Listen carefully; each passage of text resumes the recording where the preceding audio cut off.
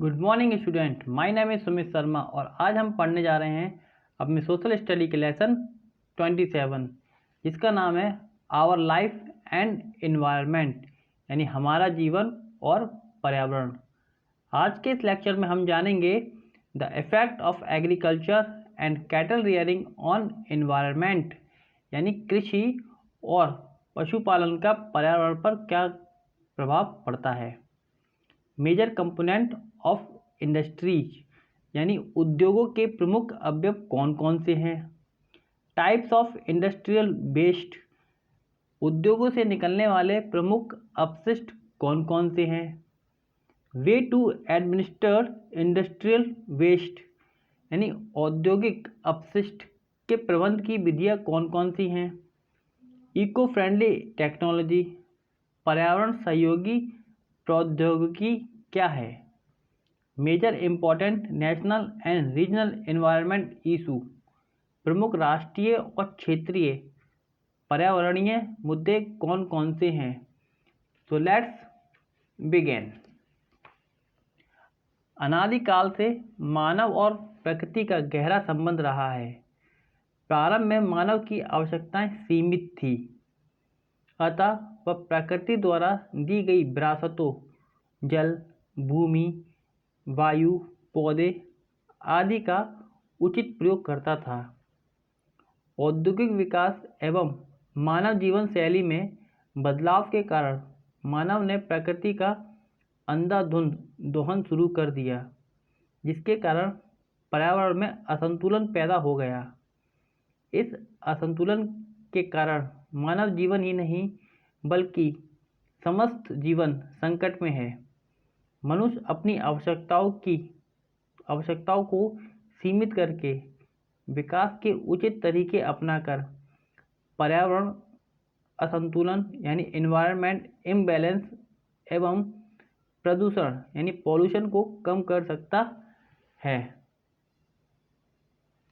The effect of agriculture and cattle rearing on environment कृषि एवं पशुपालन का पर्यावरण पर प्रभाव। कृषि विश्व जनसंख्या की अन्नपूर्णा है। कृषि में भूमि की जुताई, फसल उगाना, काटना, पशुपालन आदि सम्मिलित है। आधुनिक कृषि परंपरागत कृषि से बिल्कुल अलग है। पारंपरिक कृषि मानवीय तथा पशु श्रम पर आधारित थी, जबकि आधुनिक कृषि अत्यंत यांत्रिक है। कृषि संबंधी कई गतिविधियां पर्यावरण के अनुकूल नहीं हैं। कुछ गतिविधियां पर्यावरण को प्रत्यक्ष तथा कुछ अप्रत्यक्ष रूप से प्रभावित करती हैं। आधुनिक कृषि में उत्पादन वृद्धि के लिए फर्टिलाइजर का प्रयोग दिन प्रतिदिन बढ़ रहा है। केमिकल फर्टिलाइजर यद्यपि खाद्यान्नों का उत्पादन बढ़ाने में लाभदायक हैं, लेकिन पर्यावरण पर ये हानिकारक प्रभाव डाल रहे हैं। सामान्यतः खेत में डाले गए कुल केमिकल फर्टिलाइजर का लगभग 60% ही पौधे द्वारा उपयोग में लाया जाता है और बचा हुआ जो फर्टिलाइजर है मिट्टी में रह जाते हैं, जो कई तरह के प्रभाव डालते हैं, जैसे वर्षा के जल के साथ प्रवाहित होकर खेतों के निकट स्थित तालाबों, नदियों या झीलों में पहुंच जाते हैं। वहाँ ये उन वाटर सोर्स को प्रदूषित करते हैं तथा मिट्टी में रिस कर भूजल यानी ग्राउंड वाटर को भी प्रदूषित करते हैं। प्रत्येक वर्ष किसानों को पौधों के लिए विभिन्न रोगों, कीड़ों आदि से जूझना पड़ता है। फसलों को रोगों तथा कीड़ों से बचाने के लिए अनेक प्रकार के कीटनाशकों व रोगनाशकों का प्रयोग करना पड़ता है। इनके लगातार प्रयोग मिट्टी की उर्वरकता यानी फर्टिलाइजेशन को घातक होती है। साथ ही मनुष्य के स्वास्थ्य पर भी यह विपरीत प्रभाव डालता है। पशुपालन कृषि की वह शाखा है जो पशुओं के विकास तथा पालन से संबंधित है। पशुओं को पालकर उनसे भोजन तथा अन्य कार्य लिए जाते हैं।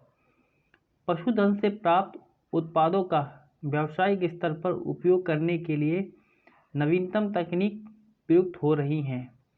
पशुओं को उचित खुराक और प्रबंधन पर भारी धन खर्च होता है जिससे अधिकतम प्रतिफल मिल सके, परंतु विश्व के कई भागों में पशु आहार व प्रबंधन उचित नहीं है। बढ़ती जनसंख्या का दबाव पशुधन पर भी पड़ रहा है। पशु उत्पादों की मांग दिन प्रतिदिन बढ़ती जा रही है। वैज्ञानिक इन उत्पादों की वृद्धि पर कठोर परिश्रम कर रहे हैं।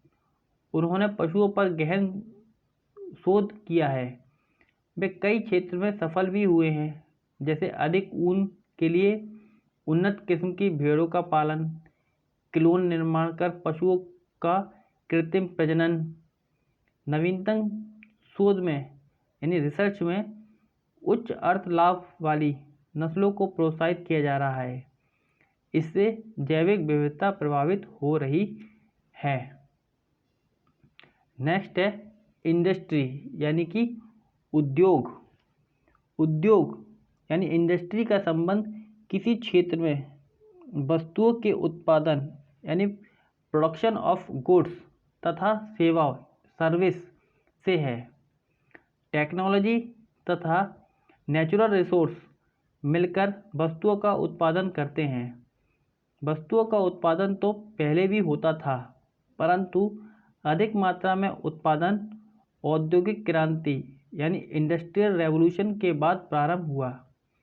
अधिक मात्रा में उत्पादन तभी संभव है जब वस्तुएं मशीन द्वारा उत्पन्न हों, नई प्रौद्योगिकी यानी न्यू टेक्नोलॉजी का प्रयोग हो और कार्यकुशल जनशक्ति उपलब्ध हो। वर्तमान में प्रमुख उद्योग लोहा तथा इस्पात उद्योग, ऑटोमोबाइल इंडस्ट्री, शुगर इंडस्ट्री तथा टेक्सटाइल इंडस्ट्री आदि हैं। प्रत्येक इंडस्ट्री में निवेश तथा उत्पादन होता है। निवेश में कच्चा माल, मशीनें, टेक्नोलॉजी, कैपिटल्स, लेबर आदि आते हैं। उत्पादन में अंतिम उत्पाद या तैयार वस्तुएं आती हैं। जब एक उद्योग का अंतिम उत्पाद किसी अन्य उद्योग में प्रयुक्त होता है तो उसे उत्पादित सामान कहते हैं यानी रिप्रोडक्टिव गुड्स कहते हैं। इस्पात एक महत्वपूर्ण उत्पादित सामान है क्योंकि यह लोहा तथा इस्पात उद्योग में अंतिम रूप में तैयार होता है। इसे भवन निर्माण उद्योग, automobile industry, ship making industry आदि अन्य उद्योगों में प्रयोग करते हैं। कंपोनेंट्स ऑफ इंडस्ट्री यानी उद्योग के अवयव। अधिकतर उद्योगों के 4 निवेश होते हैं: Capitals, raw materials, technology and labour.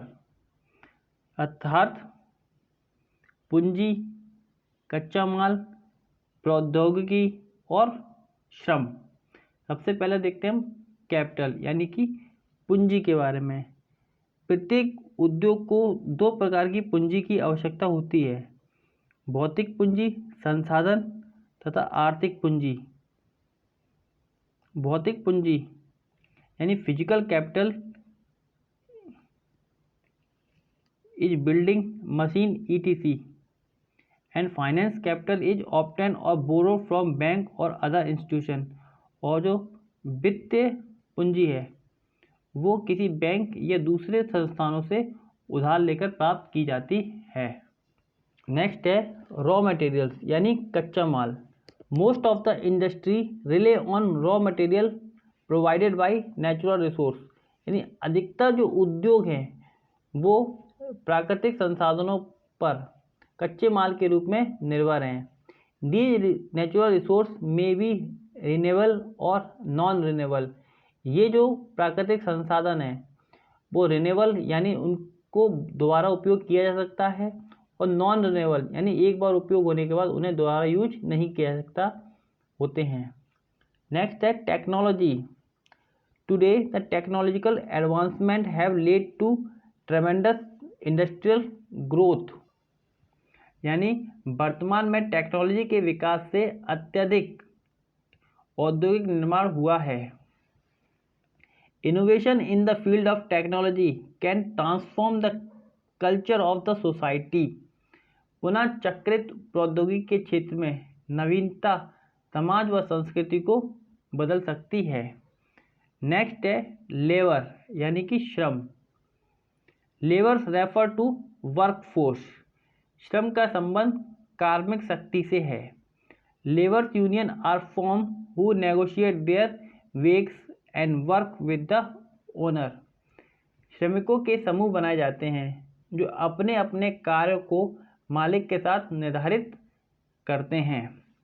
Next है the process of manufacturing goods यानी वस्तु निर्माण की प्रक्रिया। वस्तुओं का निर्माण 3 प्रक्रियाओं से होता है। सबसे पहला है असेंबली यानी कि संयोजन।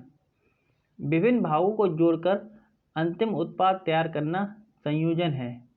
जैसे साइकिल को पहियों, हैंडल, सीट, चेन एवं अन्य भागों से जोड़कर तैयार करते हैं। नेक्स्ट है अल्टरेशन यानी परिवर्तन। परिवर्तन में कच्चे माल को नए माल या अंतिम उत्पाद के रूप में परिवर्तित करते हैं। जैसे वृक्षों को चीरकर लकड़ी बनाना। नेक्स्ट है एक्सट्रैक्शन यानी कि निष्कर्षण। निष्कर्षण में कच्चे माल में से 1 या 2 अवयव निकाल लिए जाते हैं। जैसे पेट्रोल कच्चे तेल से अलग किया जाता है। इन सब के अलावा 3 प्रक्रियाओं के अतिरिक्त अन्य प्रक्रियाओं द्वारा भी वस्तुओं का निर्माण किया जाता है। प्रक्रियाएं यानी प्रोसेस एक उद्योग से दूसरे उद्योग तक भिन्न हो जाती है। प्रोडक्शन ऑफ गुड्स यानी वस्तुओं का उत्पादन। वस्तुओं का उत्पादन प्राचीन काल से होता आ रहा है। इस उत्पादन के कई प्रमाण मिले हैं। जैसे भवनों में उपयोग ईंटें, अनाज के भंडार, मिट्टी के बर्तन आदि, ये सभी हाथों से बने हैं। सभ्यता के विकास के साथ नवीन उत्पादन विधि भी विकसित हो गई। जैसे कपड़ा उद्योग में विभिन्न स्रोतों से लिए गए तंतुओं से कपड़ा निर्मित होता है। कपास, पटसन, रेशम, ऊन आदि प्रमुख तंतु स्रोत यानी फाइबर्स सोर्सेज हैं।